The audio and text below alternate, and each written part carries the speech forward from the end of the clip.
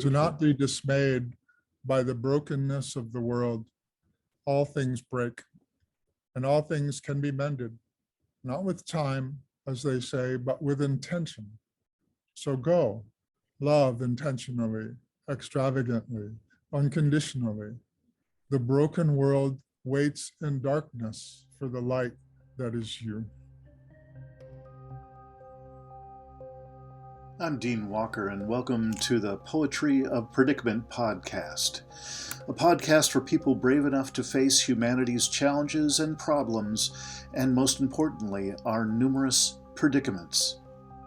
The Poetry of Predicament is a podcast meant to inspire us to bring forth grace, beauty, and connection with the web of life in the face of a predicament-laden world. This week on the Poetry of Predicament podcast, we welcome back for one of his frequent visits to the Poetry of Predicament, Zhiwa Woodbury, who is bringing news of and details of his most recent book, Climate Trauma, Reconciliation and Recovery. If you haven't read the works of Zhiwa Woodbury, you've really been missing a lot in terms of how to comport ourselves, how to self-regulate and co-regulate in the face of the most challenging times in human history. Please help me welcome Zhiwa Woodbury. All right. Welcome, everybody, to another round of the Poetry of Predicament podcast. And this is an extraordinary shift of season. It's just becoming fall and into winter here in Southern Oregon. And this is a real gift to me whenever I can touch in with our guest today, Zhiwa Woodbury. Zhiwa's just an incredible author.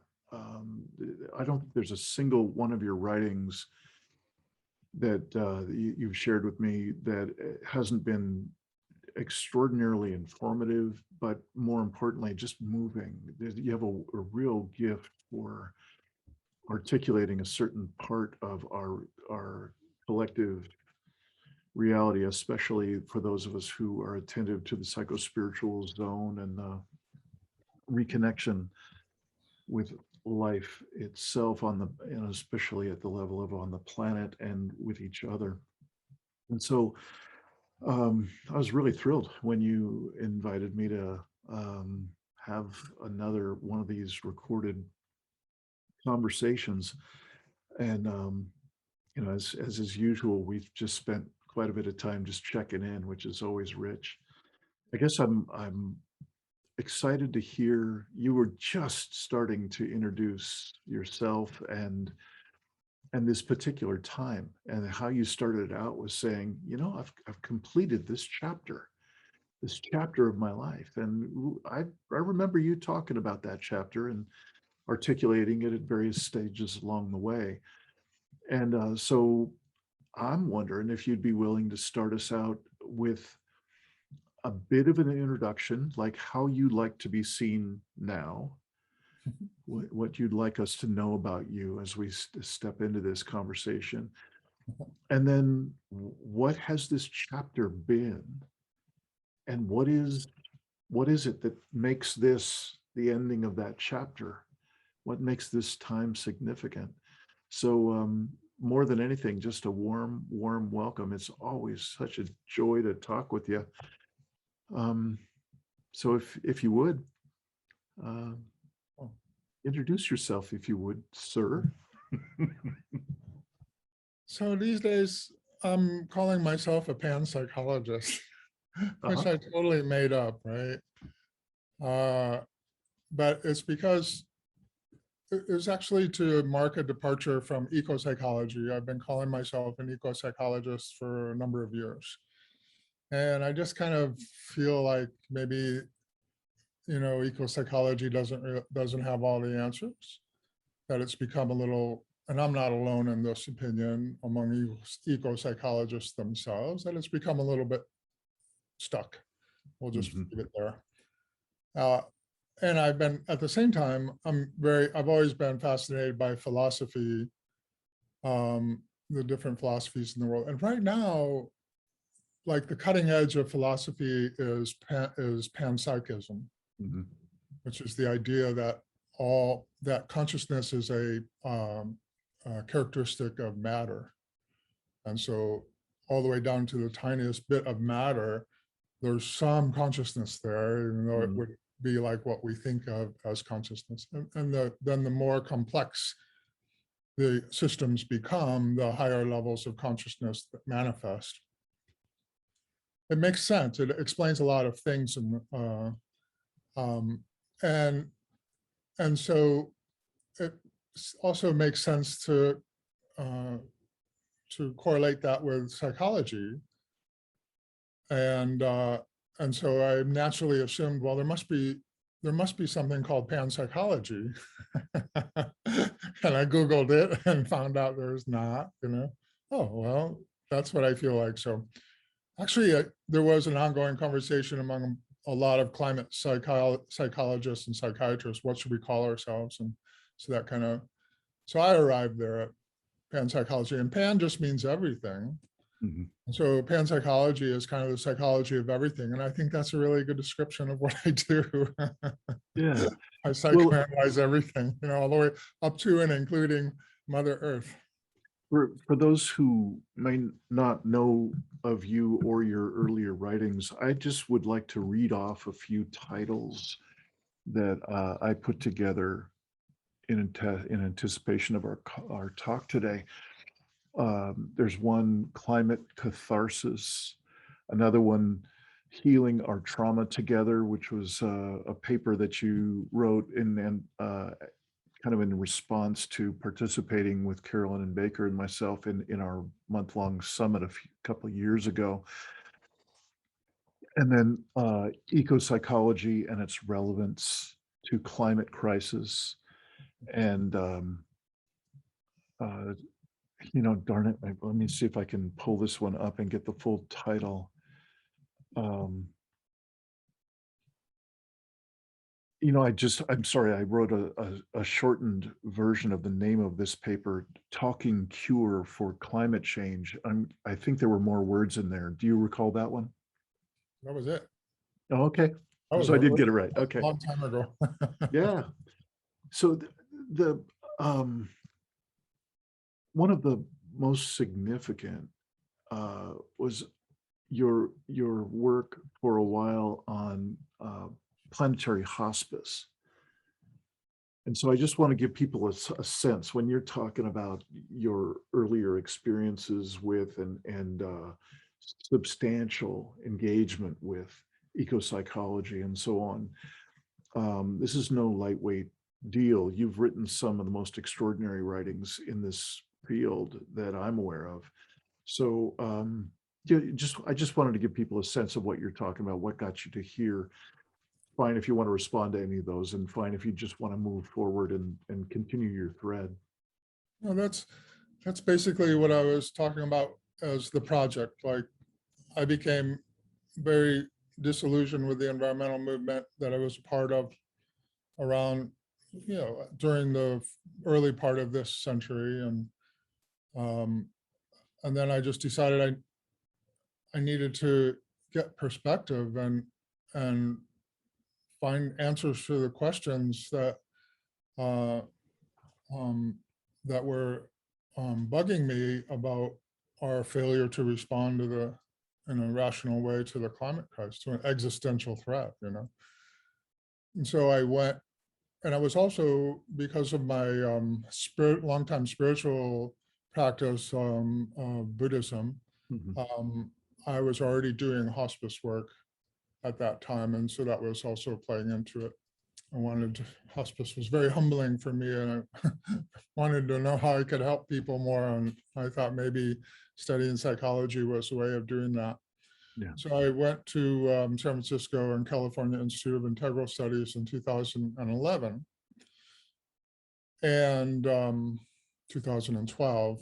I walked away from the law in 2011, and so that, and then and the main reason I chose CIIS was because of its proximity to Zen Hospice, which was just world-renowned hospice training, and I wanted to be trained there. And so early on in my academic career, the eco-psychology thing just kind of arose organically out of studying East-West psychology and deep in-depth psychology, and taking a class with Craig Talquist on eco-psychology and learning about Andy Fisher and radical eco-psychology and all of that. That's where I was starting to find answers at the same time that I was being trained in Zen hospice. And I took a course on the psychology of death and dying. And for the final paper, I decided to write a paper on planetary hospice because it was an idea that had been in my mind for some time, but I didn't know what it was about. I just felt like that's where we were. And so yeah, that's what started the project. The real project began with that paper because Joanna Macy got a hold of it, published it on her website, and all of a sudden I was being drawn in a different direction that I was really planning on going, which was more about hospice and spiritual counseling. But it was clear that I had to respond to that call. And I was fascinated by the response to planetary hospice. And so I started seeing my research and writing as field work to really try to get to the root of the motivational problems that we have facing an existential threat.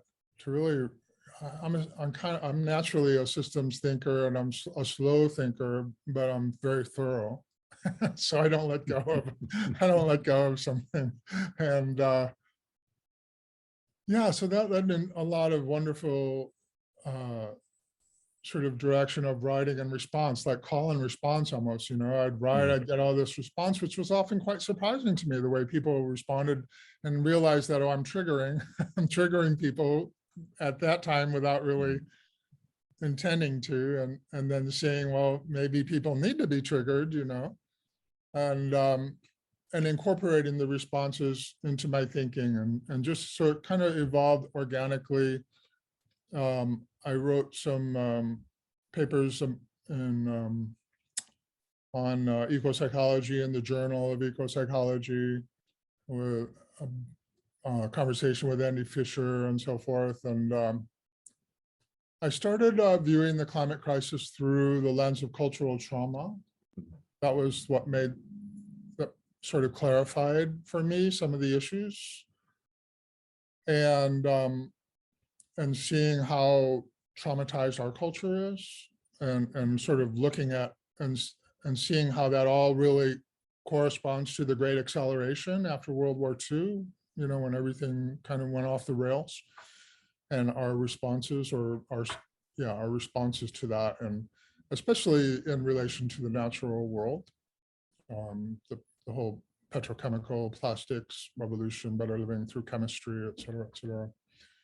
And then, I wrote a book about processing the climate sense.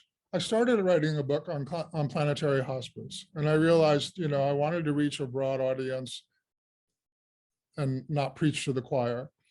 And in order to do that, I realized that American people are not ready for planetary hospice. And so I wrote a book about processing difficult emotions that come up, grief, around the climate crisis. So Climate Sense, making Climate Sense was the name of the book, about learning to see the world a little bit differently. I forget the subtitle, but anyways, I got that in the hopper, still realized that was just sort of a way station. And then I had a big aha moment, and it was around 2017, 18. It kind of came up a lot. A lot of it was seeded by conversations with Carolyn Baker on the Lifeboat Hour. But what really precipitated it was a grief counselor in Missoula, Montana, asking me to if I would consider doing a workshop, like a 1 or 2 day workshop with psychotherapists on planetary hospice, climate grief. And I hadn't, and I'm not a psychotherapist, not like a clinical psychologist. And so that was an audience that I hadn't really considered speaking to before that. And in thinking about how to sort of speak to psychotherapists in language that they would understand about the climate crisis, all of a sudden it just occurred to me, it just really hit me that this is trauma. what we call climate change is trauma. And climate change is a euphemism to avoid the truth, to avoid facing the truth of it. Once I had that aha, like there was this big crystallization and clarification. It was like, wow, no wonder Trump, no wonder we're living, me too. No wonder all of these traumas are coming to the surface. No wonder everything is so chaotic and seemingly out of control, because we're all experiencing a new form of trauma that we're not even acknowledging. And so it's running the show. And so then I wrote the academic paper. I realized I wanted to change the way academics and psychiatrists and people talk about the climate crisis, scientists to a less extent, because climate change is a fine term for scientists, I mean, that is a scientific term. And that paper, similar to, well, probably more so than Planetary Hospice, and more surprisingly went viral because it was a much more academic kind of a paper. Which paper is that? Climate Trauma Towards a New Taxonomy of Trauma, which was published in the journal Eco-Psychology in 2019, spring of 2019. After going through the peer review process and everything, which was very helpful in getting just like talking with Carolyn or you about these things, helps me clarify my thinking. Right. But so that raised another question. Well, okay, so what if you've identified the disorder? So what if you've identified climate trauma as what's triggering all of our other traumas? What's the prescription? What do you do with that, right? And so I had to sit with that and write and research and go on, with the project. And then recently I just the pandemic hit right when I moved to the Shoshone country on Puget Sound, north of Seattle. You can imagine moving to I knew a few people here, obviously. I'm going to move. That was the reason I moved here, but all of a sudden couldn't really leave my home, right? With the trauma of COVID layered over everything else.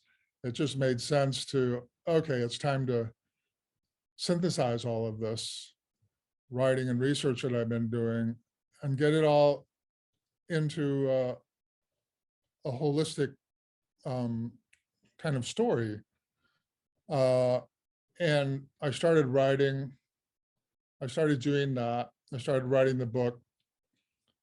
And then an online community that I'm a part of climate journalists mostly, and some indigenous healers and some psychologists and so forth, called the Imaginarium. Maybe I'm not supposed to say that. They had just finished doing a read of Thomas Hübel's book on trauma, collective trauma. And I told them, that I was in process of writing my book, still a few chapters from the end, and they wanted to make it their next book. and I thought, well, that's interesting, to share a book in process, it's sort of congruent with the way I've gone about all of this, though. And so I set up a website to be able to share it chapter by chapter. And the thing was, Dean, I knew what the first 5 chapters were. I thought I might have an idea about what the final chapter was going to be, but I didn't really. I was just going on faith that if I synthesize this all, that it'll become apparent to me in the end, which actually did happen in a more surprising way. The chapter that I thought was going to be the concluding chapter wasn't. And then the final chapter kind of wrote itself. And then I realized that's it. I was very satisfying because I had come to the conclusion of the question, what do you do with this, in a way that actually made sense practically and psychologically and spiritually, but in a sort of holistic way that would fit into climate recovery. And so the name of the book is Climate Trauma, Reconciliation and Recovery. And then it's like, okay, I mean, all the feedback that I was getting with my focal group was great. And I was able to share some of the chapters in an academic forum as well, and getting feedback as I went along. But eventually it was like, okay, so what do I do? I mean, let's face it, most people don't read books. You have a hard time getting people reading long essays nowadays, like magazine-length essays. We're living in a very different kind of social media context, and so it doesn't really do that much to write a great book. If we could solve the climate crisis with a great book, I think Charles Eisenstein would have already done that with his book, Climate, A New Story. It says it all, right, in that book, but no, and he's out there obviously getting the message out very effectively in other ways, because he's really he's good with social media, I think. Just to put a post-it on this part of the conversation, I'm intrigued by your full voice acknowledgement of and appreciation of Charles Eisenstein's book, and evidently agreement with. And I have some considerable places where I was kind of stopped in my tracks, and it was difficult for me to resonate with certain portions of his book. And I find him to be an extraordinary communicator and author, and there's so much that is he's clearly a gift to folks that are kind of on that wavelength. He's extraordinarily nourishing that way. So I don't mean to talk smack, but I do mean to say, at some later time, when we have a few extra minutes, I would love to explore that with you and just kind of just visit those points of less resonance that I have, and that's again for a different time. I don't mean to take us off track. We could do a book review together. Yeah, I'd like that. Like that. Yeah, I was actually reading The More Beautiful World We Know in Our Hearts Is Possible at the time that I was writing Planetary Hospice. So he sort of was very influential in my thinking very on. And he's more of an eco-philosopher than an eco-psychologist. Right. So I always felt like there was very compatible. Yeah. Anyways, I'm a writer, I'm not like a influencer, I'm not in the sense of like social influencer. I'm not charismatic like Thomas Hubel, right. like those doing amazing work, but I might have some influence over some of those people. But anyways, I'm just a writer. And so I had promised you and a couple others that when the book was done, that I would come on and share it with you in this format that I'm less comfortable with. Yeah. And then I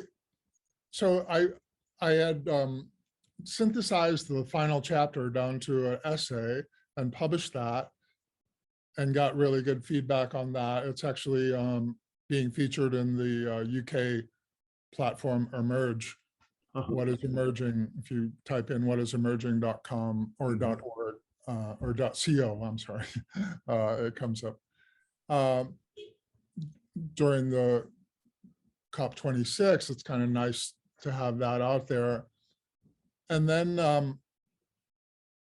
I just thought, well, I'll put together a PowerPoint presentation that kind of, for people who, you know, might not otherwise read the book, or who appreciate the essay but want a bigger picture, want the bigger picture.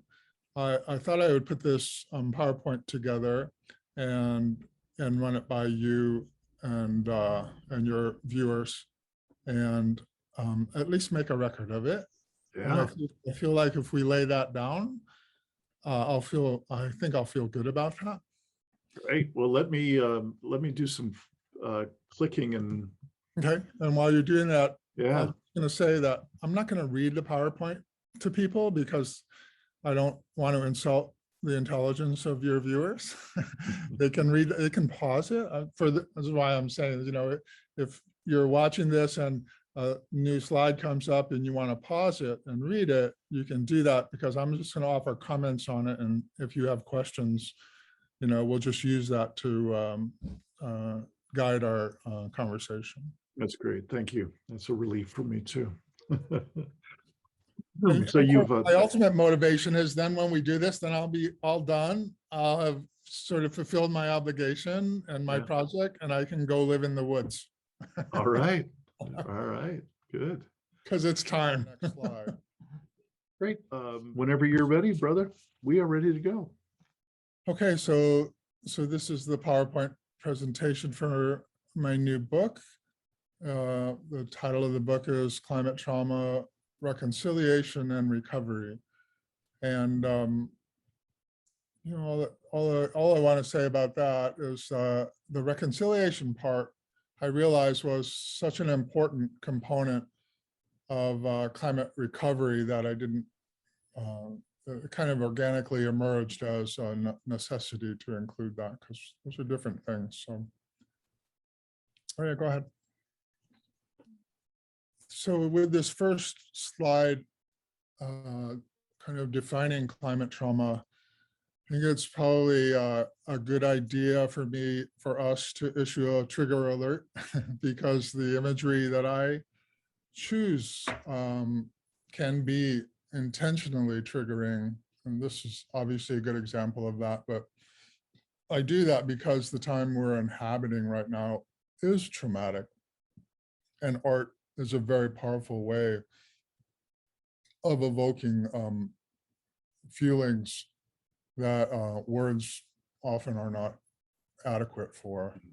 So I'm going to encourage people who are watching and listening to this to pay attention to the responses in your body, in your heart, and if you feel a tightening up or panicky, focus on your breath.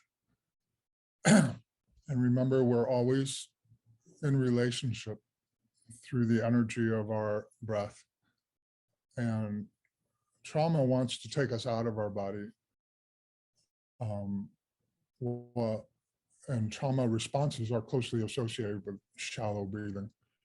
So by expanding our breath with slow, mindful breathing, we're able to slow down our mind, soften our perspective, and come back into our body. And I do this too as a presenter, so because I know mind follows breath. And when I slow my mind down, truth has a chance to emerge. Yeah. So we'll come back to the self-regulation at the end, I think, of a presentation. I'm curious if you would say just a little bit more about this final quote on this slide: is the greatest trauma on the grandest scale.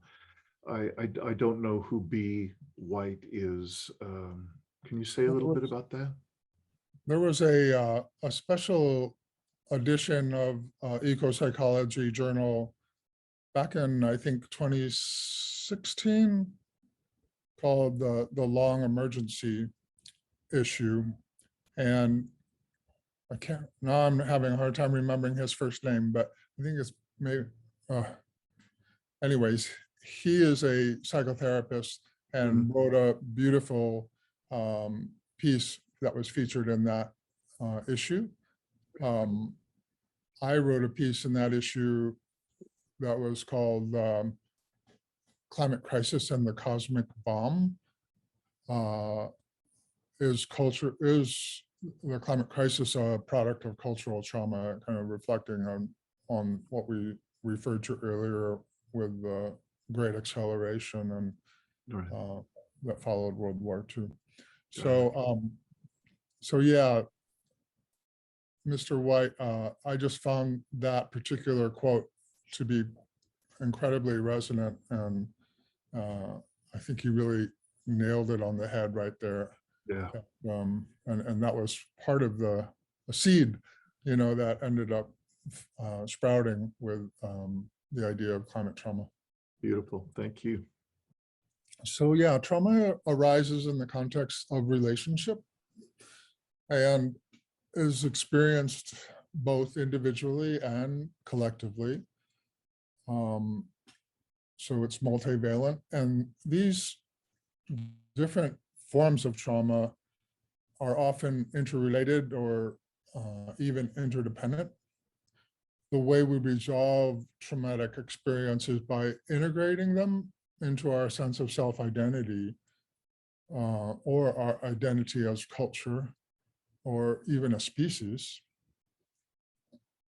And when we fail to integrate an experience, it tends to take root behaviorally, manifesting as a pattern of acting out in irrational or unnatural ways when we're triggered. So every time one of these forms of trauma or levels of trauma is experienced, we're presented with a new opportunity for resolving it, which is what triggering is about. It wants to be resolved, and we repress it, and eventually it comes back up. But we only tend to do so. We only really tend to consciously resolve, which is a nice word for trauma, I think. Resolve meaning like resolve, right? To resolve our issues when we feel safe. So as with intimate relationships or therapeutic settings, is usually when we feel safe enough to work with those traumas as they arise. So becoming familiar with the dynamics of trauma gives us a way of making some sense out of our experience. We see those patterns of acting out individually in our lives, collectively in our culture, globally now as a species, and we find the kind of wholesome perspective that is conducive to resolving our traumas. So that's why, it pays to know a little bit about how trauma operates so that it doesn't control us. And we can see how biospheric trauma or climate trauma, by triggering all of our unresolved accumulated traumas, is actually presenting our species with a unique opportunity now to transcend all the harmful patterns we've fallen into over many centuries of Western civilization. And this is reflected, collectively, people are demanding an end to the oppressive regimes of patriarchy and racism and colonialism and capitalism. It pays also to remember that higher orders in systems only come about in times of incredible chaos. So that's sort of the quantum worldview of how quantum change happens. It happens slowly, and then all at once, a higher level of order can emerge. And that's kind of the big picture perspective of climate trauma and what's happening in the world right now. It looks like, from some perspective, a big perspective, that we're witnessing a transmutation of the human species, and that it's unfolding through a profusion of social movements. Yeah, this is that was actually the whole point of Planetary Hospice, that life as we have always known it is ending, but something quite different is being born at the same time.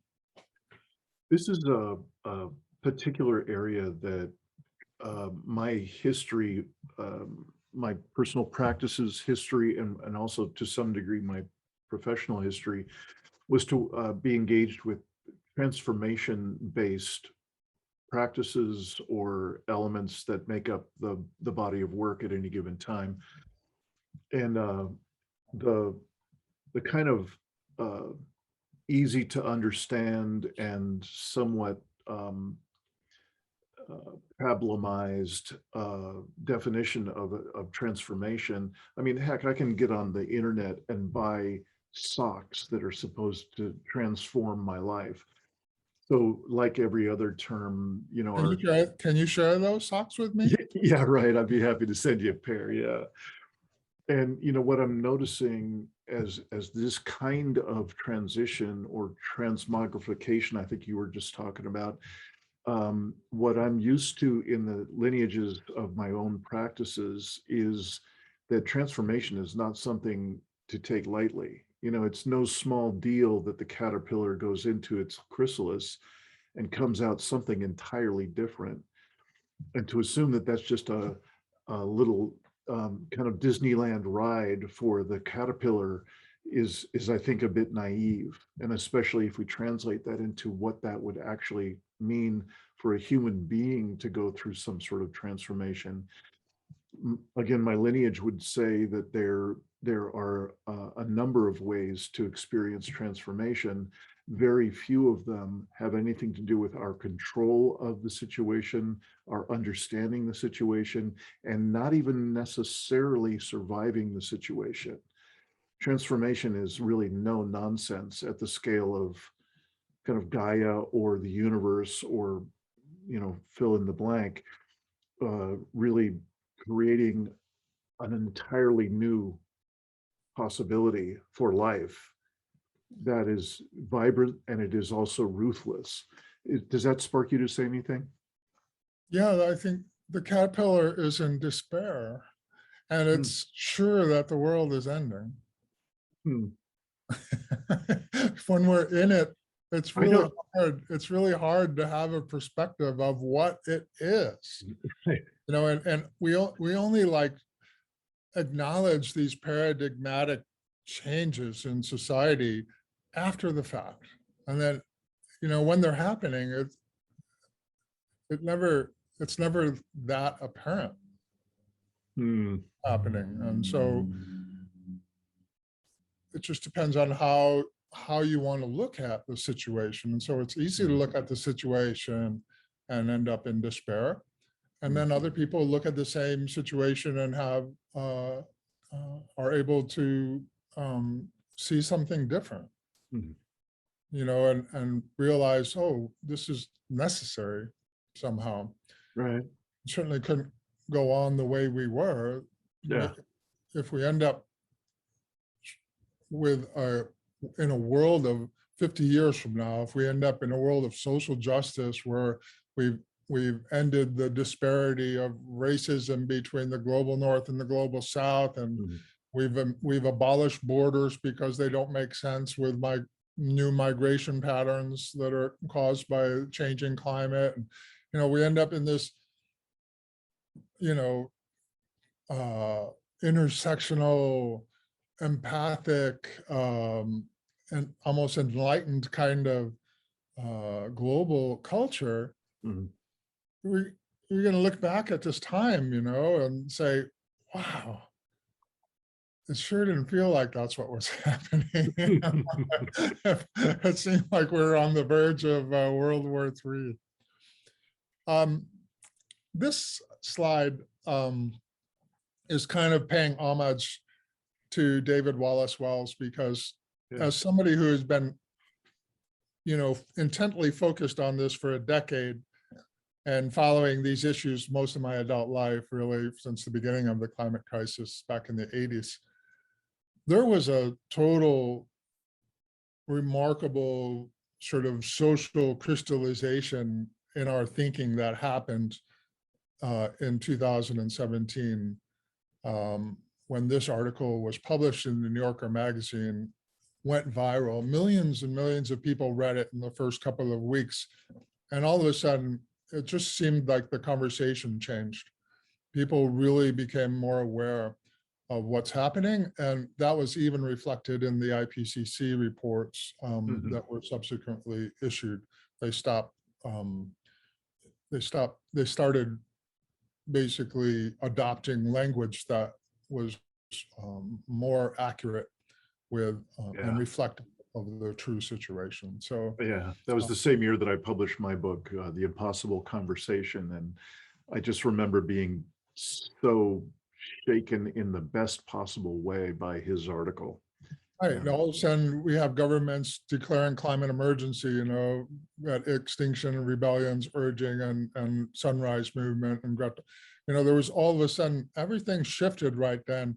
And that's the first step in resolving trauma, acknowledging it, and so that was why that was such an important time. I think we had reached a critical mass of people like you and I and Carolyn and Joanna and so many others, where all of a sudden there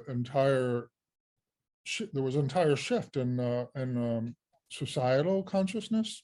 I don't know about global, but certainly here in the US. Yeah.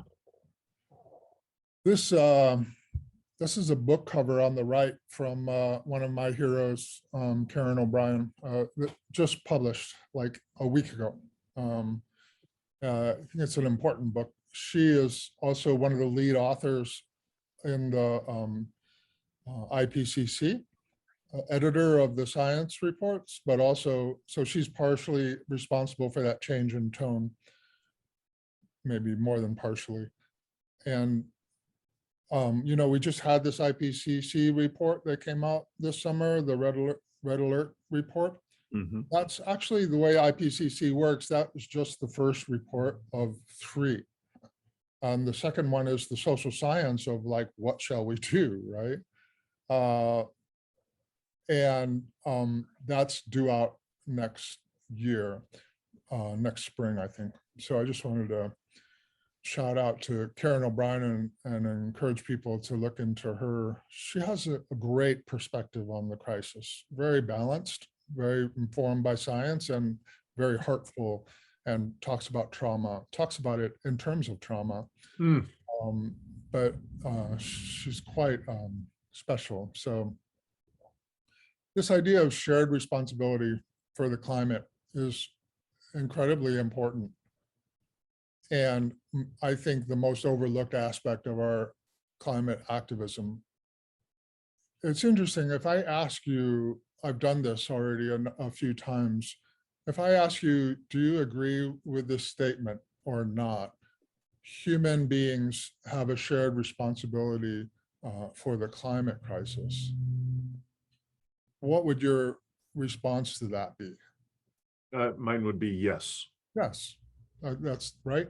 But the fact of the matter is that we don't actually the ideas of responsibility that we share collectively are based on a different kind of responsibility.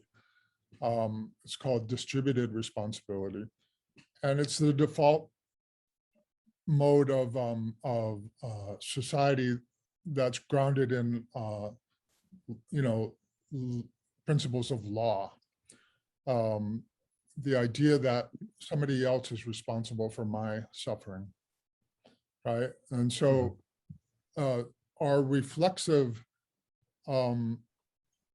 sense of responsibility in relation to the climate crisis is that, this is the responsibility of 80 large corporations that produce, most of the waste. Or this is, actually the billionaires that are more responsible.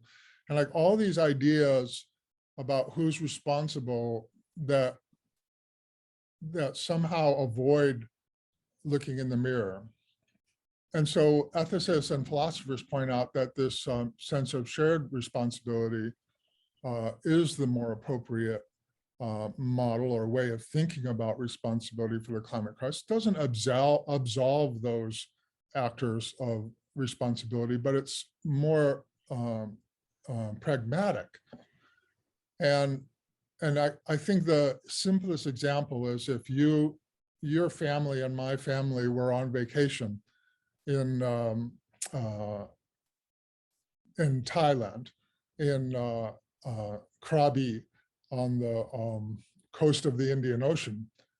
And we were walking down to the beach one morning, and all of a sudden the sirens go off, and we look out in the distance horizon and we see a tsunami coming at us, right? Our default sense of distributed responsibility is like, whose fault is this, And so you and I might stand there and start arguing about like, whose idea was it to come to Krabi, and well, you're the one that booked us into this hotel, and actually I wanted to go on, like sit there and start having a discussion about who's more responsible for it while the tsunami is approaching us. That's kind of what distributed responsibility looks like. And you can see that it's not just like with the climate crisis, because a tsunami is a really good sort of metaphor for the climate crisis. It doesn't do any good. Bringing the fossil fuel CEOs into court, holding politicians liable as ecocidal war criminals or whatever, is a process that's going to take many years. And in the end, it doesn't really, it's a hollow victory if we've gone extinct or civilization has crumbled and collapsed. Mm-hmm. The other shared responsibility, what that actually looks like would be, as soon as we see the tsunami coming, we'd be like, put on your life vest. Look, there's some surfboards over there. We need to get to higher ground, like doing whatever you can think of to address the threat. As the focus is on what you're not doing rather than on how you got there and who's responsible for, past actions that brought you there. That's a radically different sense of personal responsibility. So it sounds like this is a part of your recent writings and also the writings of Karen O'Brien. I think Karen O'Brien's a good example, but I don't know that she actually talks about, I haven't finished reading the book, so I don't know if she talks about shared responsibility or not, but she certainly probably is aware of that. Yeah, I address this in greater depth in the final chapter of the book. Got it. And so if we did have a sense of shared responsibility, right, then we would look at this chart. And I got this from a friend of mine who's a climate scientist from India, who is also a Zen priest in Boulder, Colorado. She's amazing, Kriti Kanko. And Kriti says, in order for us to avoid catastrophic climate change, everybody needs to get to the footprint of India, the personal carbon footprint of an Indian is where everybody needs to be, like soon. And you look at that and you realize, whoa, we're like 20 times that. From a sense of shared responsibility becomes like, what can I do? You know, and it's not a question of shame and blame and all of that. It's a question of the fact that we're facing an existential threat. And if you really believe it's an existential threat, you're going to do everything that you can to contribute to ameliorating that threat. And so simplify your life and, you know, really everybody, this is Greta's whole point, right? Right. Why is everybody going on and living their life the same way if they all agree it's an existential threat? Right. So I think that the idea of shared responsibility is super important, and the reason it doesn't get talked about, I can tell you, as someone who came from the environmental movement, is because it would probably interfere with fundraising. You think? You're going to have a hard time. Like, you know what I mean? But really, like, we can change our diet. We can downsize our homes. We can, you know, buy electrical vehicles. There's so many things that we are not doing that we should all be competing with each other to do. Right. Instead of saying, pointing at, you know, 80 large corporations or billionaires. Well, I hear what you're saying, and my particular track in answering these questions, because these are very, very familiar questions that you're asking, is why I named my book The Impossible Conversation. This literally is, from my perspective, this is the impossible conversation right here. It's because to have this conversation, it is to reduce the scale of every aspect of our lives, including that which is the closest thing to certainty that we can, you know, grab onto with everything we've got, including how do I make a living? How do I bring home bread to my children? How do I keep a roof over our heads? It's not just choosing, maybe I'll buy an electric car next time. No, I'm saying everything about our world shrinks by 20 times smaller. That's, I don't predict that we have that capacity in us to have that conversation that you're pointing toward. So, you know, not to be argumentative in any way, it's just that's where I got to when I was working my book, and I'm more clear about it than ever that this is not something we have the capacity to take on. You know, something has changed since you wrote that book, and we were talking earlier, I think, before we came online or on air, about Gaian agency, like, and I was going to say the COVID pandemic is kind of an expression or a manifestation of Gaia's agency, because all of a sudden now people really are talking about these kinds of things, refusing to go back to the work. You know, that's like a huge issue right now, of like people deciding, I'm not going to go back to an office and that whole situation that corporate culture that I was immersed in before. And more people really are sort of questioning. So I think you're right that we have a tendency not to want to have that conversation unless we're prompted. And I don't think that that Gaia is going to give us a lot of slack there. She's prompting us. I'm with you completely. That as the motivator, I'm with you. But our own internal choice at this level, even with the miracle shift that you're talking about, of so many people coming to the realization I'm not going back to that job, coming to a new realization and being shifted, rattled into a new way of seeing what can I be doing with my life instead of this bullshit job that I'm doing and this particular track that I'm on that I never really chose anyway. Yes, there is truly there are new possibilities blossoming. I absolutely acknowledge that, but I am left with that the real motivator, I predict, will be Gaia and Gaia's agency. Yeah, and that's the rupture. Like in Buddhism, they talk about rupture, the ruptures we experience in our lives, like the loss of a loved one or something like that.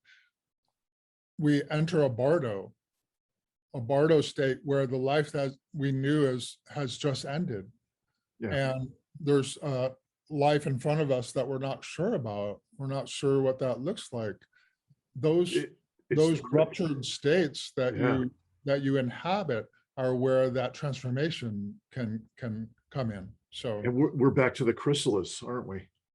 Well, but in the pandemic is a rupture. It's a form of collective trauma that has been forced upon us by nature. Yeah, yeah. And it's the first, but it won't be the last. Because like with 9/11. Remember in the first couple of weeks, which is a great example of cultural trauma. Remember in the first couple of weeks after 9/11, like reading headlines in newspaper was like, why do they hate us? And like we were actually questioning our relationship to the Arab world and wondering what would make somebody do this, and it was very fruitful. And people that live in New York talk about like those weeks after 9/11, like how different it was and the way people were very open-hearted with each other. And then all of a sudden the drums of war started and all of that heartful sort of questioning was drowned out by USA, like we repressed the trauma, Yes. We're like, Yes. okay, enough of that. I'm not comfortable with this. And same thing with the pandemic, when the pandemic hit, it was remarkable to me. There was that period of time when nobody was driving and the airplanes were not flying again, like 9/11. And people were putting in gardens and families were spending time together. They're walking in my neighborhood, with masks, obviously, but keeping social distance. But all of a sudden people were like, it was like, reminiscent of what happens in a giant snowstorm when all the roads close down and people get the sleds out and stuff, And people did start asking these really important questions about like not wanting to go back to normal, like what is normal, and questioning normal. And I think we've obviously, progressed past that now, and it's having an effect, but it didn't reach quite critical mass, or it wasn't sustained. But like I say, we will have other opportunities. There will be other ruptures. You can count on that. Through that. So what then shall we do, right? That's always the question.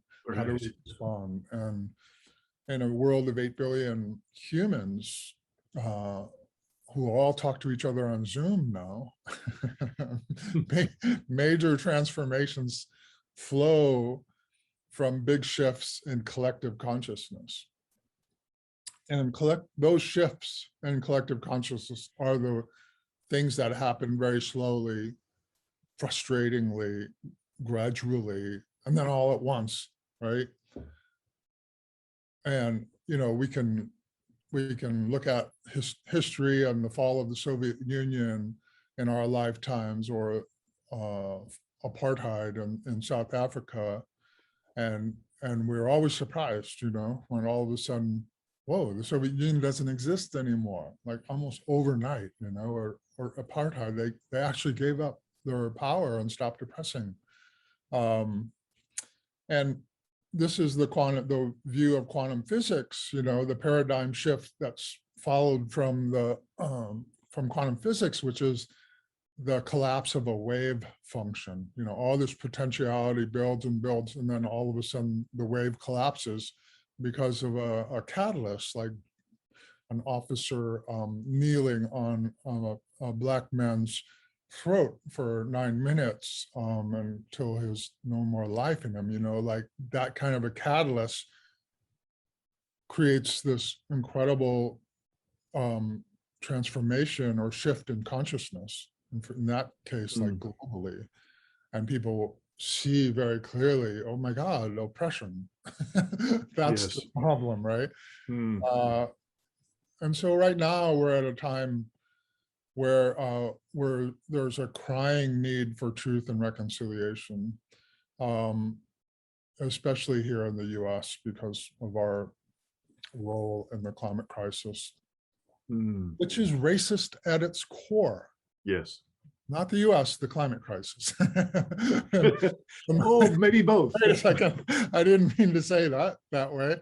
But obviously the mostly white global North has built its industrial power and our lives of privilege on the backs of mostly Black and brown people from the global South. And that power over dynamic is quite clear whenever we have our COP talks, like in Glasgow right now. Yeah. That power over dynamic, though, has been exposed and is being undermined by this global wave of growing universal solidarity and intersectionality. And if it's not dismantled, it will come crumbling down of its own ponderous weight. And so, you know, we must continue to rebel because it's working. And why else would so many people here in America right now be so scared of social justice that they're forced to deny truth at all costs and invent their own facts and conspiracies, you know? Right. It's really what the Trump phenomenon is all about. And we're struggling with truth. And but truth has a way of prevailing over time. And then I think the reason that there's so much resistance is because we know that reconciliation is necessary. And a large part of the public doesn't want to go there. Yeah. So I just need to ask the devil's advocate question for a moment, and that is, I hear what you're saying, and it's a very optimistic and something I very much like to agree with, and sometimes I do, but I'm often swamped by what appears to be that more reactionary expression that's going on, particularly in the States, and voter suppression and obviously racist policies being installed in many states, and on and it goes. And it is without any smoke or mirrors to disguise it. It is right up front and bold-faced, and it is presenced. Yeah. And I'm just curious if you have any predictions on how intense and at what scale that reactionary expression will slow down or stop or turn, because I see it barely getting going, and it's got a lot of support from a lot of pockets that are terrified in this country. You know, I hear you, I feel you, and no, I'm not any good at predicting the future. Darn. And yes, I'm scared as you are. I force myself to watch The Handmaid's Tale from beginning to end over the last year or so, and while all of this is happening, right? I'm just like, oh my God. I think some people are watching The Handmaid's Tale and thinking, why not here? Why not now. and Mhm. and the rest of us are watching it going like, oh my God, this could happen here and now. In order for me to be able to make sense from the larger perspective, Mhm. the deeper time perspective, not deep time, but deeper, I feel I have to sort of lift myself out of that news cycle, because the news cycle only covers everything that's wrong, everything that's not working, that's, or, cruelty or whatever it is, that's what news and social media is all focused on. And it's harder to sort of have the larger perspective. And we want to know how the story ends. Yeah. That's natural. If you view it through the lens of cultural trauma and these necessarily difficult accumulated traumas that are arising and manifesting, then at least you can say, well, I know this is necessary. I don't know to what extent things have to collapse in order, or another way of saying that, to what extent, to what level we have to get in chaos for a new order to emerge Yeah. at a global and a national scale. Yeah, Yeah. I don't know the answer to that. And I just have faith that that's how systems change. And so I don't want to get myself too much attention to what's happening right now, Mhm. this 24-hour news cycle, or in the crazy, wacky world of politics right now, where one of the major parties in the country is the largest terrorist organization in the world. I can't let myself get too wrapped up in that Mhm. from a perspective. I have to pay attention to it, but I don't have to give it all my attention. Yep. So I know that's Yeah, not a fair very enough. satisfactory answer, but yeah, I don't know. we have to adapt to whatever happens. But It's fair enough, brother. I think it's a good idea then, to sort of pause here for that larger perspective. And maybe that's a way of sort of getting at that same discomfort that you're feeling, which is, climate trauma. It's a new form of trauma that we all share, that the species has never experienced before. This is without historic precedent, and since trauma arises in relationship, it can only be resolved in relationship. That we know that. And since the relationship at issue here is between humans and Earth, it stands to reason that the resolution of this crisis will be grounded in a new form of relationship between humans and Earth. Mhm. I don't, hubris is what got it, thinking we can predict the future is kind of what got us into this. So I can't say what that's going to look like necessarily. Sure. I can't predict it, the timing of it, but I know that that's what has to happen. And the idea of Gaian agency, to the extent that Gaia is expressing her agency in this situation, she will bring us into proper relationship, because she is her, because we're a part of her. Because we don't have a choice, but we are a part of her. That's not like I am not a part of Gaia. It's not like we have that. That's the reality that and the truth that many people are not acknowledging. So Yeah. this has been this new relationship. I should be clear as that I'm talking about is between non-Indigenous people, settlers, and Earth.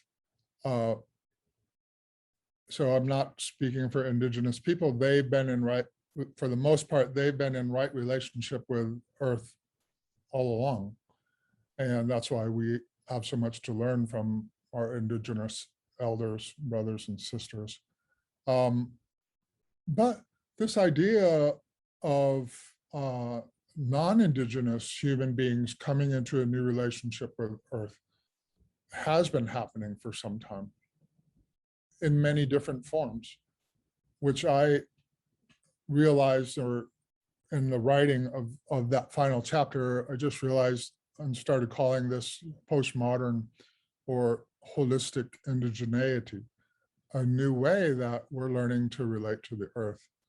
And this new relationship arose the moment that we, again, Westerners, reached outer space and looked back on the face of the Earth. Mhm. The astronauts call that the overview effect, and it profoundly alters the way that they think of themselves in relation to the planet. It's like a, and of course, they see she's alive, and the awareness, that awe is a space of awareness of encountering a higher intelligence. We've been looking to outer space all these years for signs of a higher intelligent life, and actually it's right back here. We've seen it, and we're learning about it. We're learning about the intelligence of plants and the awareness of a forest. It's the most complex organism we've ever encountered, and we're integral parts of that organism, in much the same way that our own bodies are made up of billions of smaller organisms that have their own DNA, different than ours. And in relation to the social movements that we've been discussing, it's helpful. William Ury from Harvard thinks of it as millions of sleeper cells in Gaia's immune defense system who are being activated now, in the same way our indigenous brothers and sisters put it, to defend the sacred. It's both humbling, seeing ourselves as cells in Gaia's biome, her gut, and empowering, knowing that we have that connection, that deep connection, if we're open to it, and that she is, in some sense, awakening to herself through us since that moment we looked back on her face. Yeah. So this idea of holistic indigeneity. So through the centuries, our own scientific way of developing a cohesive worldview has now arrived at the same place the first peoples have inhabited all along. The indigeneity of indigenous peoples is rooted in place and limited by the horizon to an ecosystem or maybe a bioregion, whereas the indigeneity that's emerging in postmodern times in non-indigenous people is arising in relationship to the whole of the earth rather than a specific place, which makes sense because we're kind of a nomadic tribe ourselves, none of us are really from here. And up to now, this relationship has been entirely dysfunctional and based on exploitation of natural resources. But at the same time, going back, when you think about this idea of a emerging postmodern indigeneity, we can go back and see, although Leopold's Sand County Almanac or Rachel Carson's Silent Spring and the Deep Ecology movement and Theodore Roszak's Voice of the Earth as the early like progenitors of this movement, this emergence, and it's gaining momentum over time, and may well culminate next year with the new biodiversity conventions that are up for adoption. So again, slowly, and then all at once, an ecological conscious shift is underway that will, fundamentally change the way humans relate to our home planet. And yeah, as Naomi Klein says, that changes everything. Mm-hmm. That previous slide on indigeneity is just showing the core, the one before that. Can you go backwards? Yeah. That's just showing what the core values of this emerging indigeneity are. And I obviously talk about that in a lot greater depth in the last chapter of the book. Mm. And so that next slide is kind of a wonky scientific materialist take on what we're talking about from a very recent United Nations report. And I think it's actually, quite beautiful coming from, when you consider the source, that humans are not outside of nature, but we're a part of it. This is something that we're very recently, awakening to. And the idea that we need to recreate a balanced relationship with the ecosystems that sustain us. That's coming into proper relationship with the earth, is what they're talking about. Those are pretty radical words for one of the most conservative scientific bodies on the planet and their audience, which is the governmental and corporate influences of the world. For them to include this kind of verbiage is really something. Yeah, even the name of the report, Becoming Generation Restoration. I like that. And this model, this shows that relationship between sort of the technological side of the equation and the ecological side of the equation. Because we know that net zero emissions by mid-century, which is the peak up there, are not enough. That alone will not get us out of our crisis.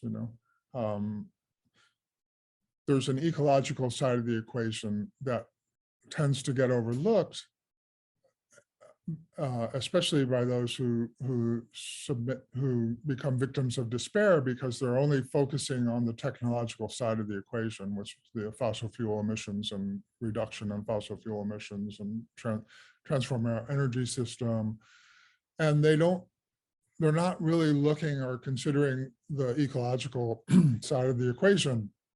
And I think it's because they haven't really adjusted to the idea yet that the earth is a living, self-regulating organism that has a role here that you can't predict necessarily. How we'll keep learning, over and over while the ocean is doing this, and it's not some petri dish, in other words, or a gas chamber in which we're conducting this grand experiment. There are other forces at work, and scientific materialist models don't factor in necessarily Gaia's sentience or her agency into their mathematical models. But what this shows is that if you follow the One Earth proposal based on E.O. Wilson's Half Earth proposal, which basically is what governments are talking about with the 30-30 policy that they've all adopted and that Joe Biden is committed to, that protecting 30% of the ecosystems, terrestrial and marine, by 2030 as a way of getting to 50-50. So 50% of the Earth's ecosystems protected by 2050, where we reach net zero, hopefully, at that peak, then then the temperature starts coming down. Then we start returning to 350 parts per million instead of 450 or 500. And it's because we've enlisted the assistance of the planet itself at that point by restoring ecosystems. The 30% is easy because we have about 30% ecosystems that are functioning in the world today. It's just they need to be protected more. So that there's no restoration required for those. It's getting from 30 to 50 that we come into proper relationship. That's going to be the wave of the future. We were talking about Charles Eisenstein earlier, and this is a quote, I think, from the news story. And I think it speaks for itself. That's sort of the new awareness that's emerging and fueling that sort of return to indigenous way of relating to the natural world. Yeah. And I think it's really important to sort of getting back to the climate, putting our climate trauma lens back on, to talk and sort of shout out to Greta and the Sunrise Movement and understand what we're seeing there. Because there's this tendency to see it as this new generation is acting transactionally, as if they're only interested in their own self-interest, acting the way we do. And but really what's happening, I think, quite clearly is that we know trauma is cumulative and that every generation passes on all of the unresolved trauma to the next generation. And this has been going on for some time. And sort of the previous generation of the 90s, the millennials and stuff, sort of responded by getting depressed, I think, and sort of having an attitude of like, oh, we're screwed and whatever. And this new generation has come along and said, this is too much trauma. We're not biologically able to take this inheritance of accumulated trauma that you're trying to pass on to us. And it's almost like a necessity that somebody like Greta would arise. And so it's not about like, I think it's kind of dumb to say, oh, the kids are the reason that we have hope for the future.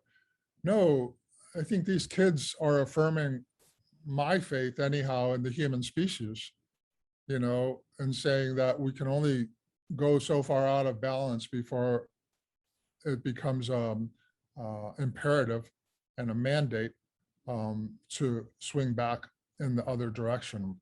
Mm-hmm. And they feel that in their bones, and they're shaming the rest of us into it by forcing us to see what we've tried to pass down, what we've not resolved ourselves in terms of the big ones, the oppressive traumas of racism and genocide and patriarchy and capitalism. And so I think what the takeaway from that is that, none of this is going to be easy. It's going to be quite messy, actually, but somehow, we will muddle through and come out the other side of this at some point. And in future, I can't predict the timing of it, but we will come out as a different species altogether, unlike the way we've been in every previous century and generation. And yeah, the sooner that we're able to manifest that, the sooner we approach critical or achieve critical mass and have those shifts in consciousness that are required, are being demanded of us, the more species we'll be able to bring along with us on this sort of planetary Noah's Ark. Right on. So yeah, I wanted to come back to this just to say, don't forget to remember our own self-regulation Mhm. is an expression, like a genetic expression of Gaia's self-regulation. We can choose to come into right relationship with Gaia in many different ways. On our cushions, like I was saying, through forest bathing, through our dietary choices, participation in social movements, dancing and drumming and music and art. And she is responsive to our requests. If we want support from Gaia, you sit down on the cushion and the whole earth supports you. And I think that's the Buddha figured that out. And I think that it's easy for us. It just requires, a kind of surrender, a dropping into that awareness and out of the proliferating thoughts of ego and storylines and so forth, and Right. surrendering, and softening. And ultimately that's where we find our power, and our respondability. Beautiful.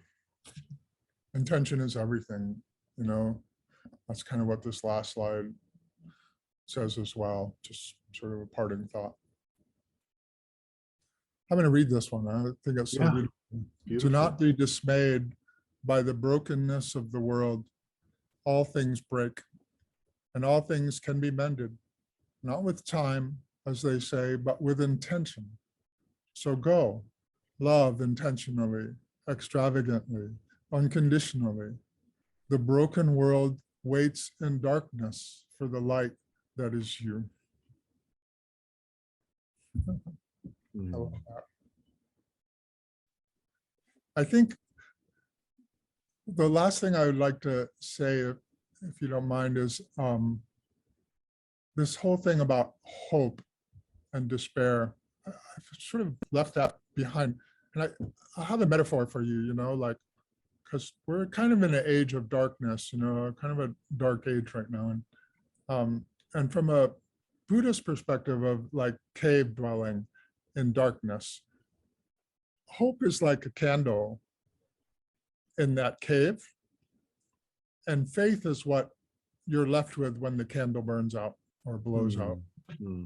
Faith will sustain you in a way that hope never can. Hope is fragile, and it's temporary, and I've seen it my whole life in environmental activism, how hope leads to despair almost invariably. Clinging to hope, it's like clinging to a story and wanting everything to be resolved in our lifetime, when it might take many lifetimes. Resolved usually meaning a return to what we then called normal, what we then called the fabric of our world. And the hope is that fabric could somehow be restored to its original condition, and we could then move on as we're used to moving on. Right. And yeah, I mean, I have faith in the natural world. I have faith in Gaia's recuperative abilities, that are much more, like ecology is much more powerful than economy. I'm convinced the economy will break down long before the ecology entirely breaks down. And we see how amazing nature is in responding and recuperating. The resilience of the natural world is astounding. Once we start working with her and in alignment with her, it's so I have faith in that. That's what sustains me. And like with Greta and the kids, I have faith in human nature, that under greatest challenges and greatest adversity, we do figure out how to do the right thing and adapt. Well, Zhiwa, you've laid out this transition time, this border, as I might call it, that you were telling us that you've reached this border end of one chapter and perhaps start of an entirely new one. And you've talked about the book. Is your book available for people to get it? It is. It's online. I need to do I'm going to do a big long edit on it, because it's kind of a first draft, Okay. but it's certainly readable and readily available online at Global Witness globalwitness.com. So let me just go through a few things that I'd love to post in the show notes for this episode. So I'm going to ask you to perhaps put this together in an email that I can then cut and paste and put in here. So we'll have that one to your most recent book in its current condition. And then is there? I like to say it's a fungible book. Good. You could change it. People can comment on it, and I will change it. Oh, great. And then, is there an easy way to get a hold of some of the earlier significant writings that we talked about back at the beginning? Do you have links that I could include that people could get to some of those essays, earlier essays? Yeah, I have a blog. With a lot of that. Okay. It's either, if you look for either ecopsychologynow.blog or panpsychologynow.blog, you'll find most of that. Great. I think most of it is right there.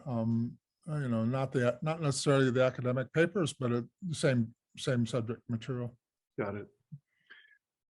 So covered a lot of ground. I love being able to do this with you, and I'm curious.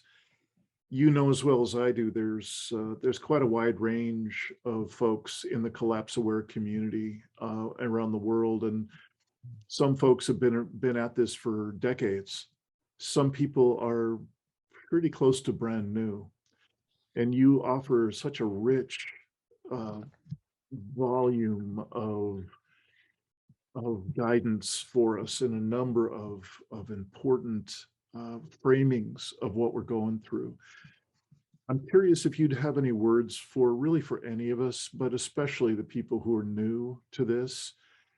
Is there anything that you'd like to just share from your heart and experience to theirs as they lean forward into this present and future? Yeah, that's quite an invitation. I suppose if I had one thing to say, it kind of relates back to that last quote about the brokenness of the world. I've been brokenhearted for over a decade. Mm-hmm. Yeah. And that's my strength. Mm-hmm. We're afraid of having our hearts broken. Mm-hmm. When our natural response when our heart breaks is to tighten up and close it down and let it scar over. Mm-hmm. And that's a very sad development. If we're able to carry our brokenheartedness in our life, it opens us up to so much beauty. That's the main Mm-hmm. lesson that you get from hospice, from volunteering and hospice work, is learning that a broken heart is a very precious thing. Mm-hmm. It connects us. There's this sublime quality of sadness that connects us. Mm-hmm. And we can't be afraid of that. I was talking with my Indigenous friend, Dallas, earlier today about this, and it brought me right back to Brene Brown. Mm-hmm. And the wisdom of insecurity, or I can't remember exactly when she first started. Mm-hmm. And her first TED Talk where she shares her breakdown. Yeah. Right. And then talks about that vulnerability that came out of that, the power in that vulnerability, the power of that brokenheartedness, those are the ones that Gaia is supporting, the ones that have a strong enough spiritual container. In other words, they're doing their own processing, their work. They have a self-regulation process that works for them. So they're able to share their brokenheartedness over the world with the world. That's what will sustain us, So I would just say, don't be afraid, There's nothing to be afraid of there. It's all about opening ourselves up to what's real and without any pretense, like when somebody's dying, when you're sitting at the side of a bed of someone who's dying, there's no pretense. They don't have any time for bullshit. That's real. Let's get real here, That sounds scary to people. People think that's depressing. That how can you do hospice? There's this whole joyousness to it. It lifts you up, Right. and so I think that's the main message is just let your heart break open again and again, because that's how you end up with an open heart. Yeah. Beautiful. Beautiful. So consistent with every other time we've talked and every other time I've had the gift of being able to read your words. It's a joy. And I think we have a lot of shared experience in terms of being with people at end of life, and also having a rich self-regulation and co-regulation practice. And every time I get to talk with you like this, it tends to be a bit of co-regulation, whether we want it to be or not. It's just a joy. So thank you. Yeah, thank you, Dean. I really appreciate your work in the world. It's so you're so good at it. Thanks. Thanks for watching another episode of the Poetry of Predicament podcast, produced by Dean Walker and the Living Resilience Alliance, www.livingresilience.net. Music today from Michael Hedges, as always, and also Port Blue Into the Sea.